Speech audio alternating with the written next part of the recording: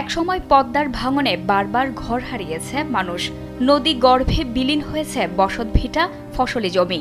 তবে পদ্মা সেতু নির্মাণের পর বদলে যেতে শুরু করেছে সেই চিত্র।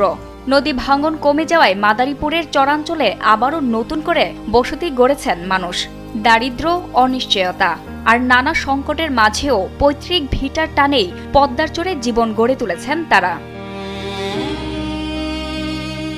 মাদারীপুরের শিবচরের পদ্মার চরাঞ্চল। চরের মানুষের জীবন এখনো অনেকটাই অনুন্নত। অনেক এলাকায় নেই ভালো রাস্তা, নেই স্থায়ী সেতু ব্যবস্থা।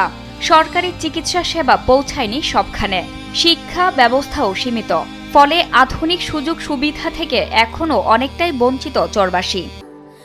স্যান্ডেলিনা সো, রূপচর্চায় আভিজাত্য।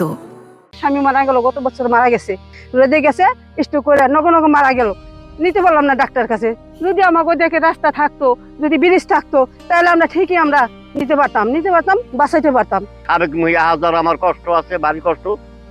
সময় একজন মানুষ অসুস্থ হয়ে গেলে ওখানে নদীতে বোট পাওয়া যায় না, খাওয়া পাওয়া যায় না, আর কারেন্ট নাই। আমাকে এই হলো আমাকে অসুবিধা।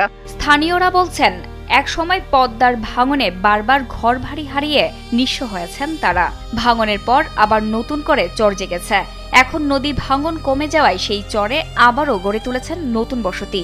নদী তো ভাঙছে, তো যে আমি তো দেখছি 4-5 বার ভাঙছি। কয়েক বছর গেলেই ভাঙ্গা হয়, এটাই হলো বড় সমস্যা। আর যাইতে পারে না ময়া ছাইয়া দেশে, এই দেশে থাইকে একটু শান্তি পাই আমরা। নদী ভাঙন বন্ধ হলেও অনিশ্চয়তা যেন পুরোপুরি কাটেনি। নদীর ভয় এখনো তাড়া করে বেড়ায় চরবাসীকে।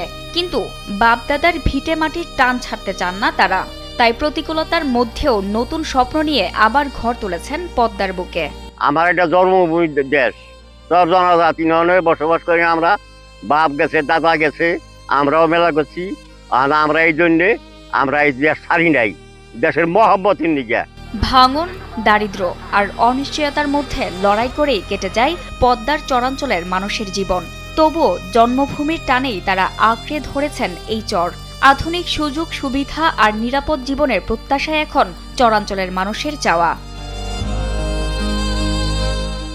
জান্নাতুল ফেরদৌস, কালবেলা।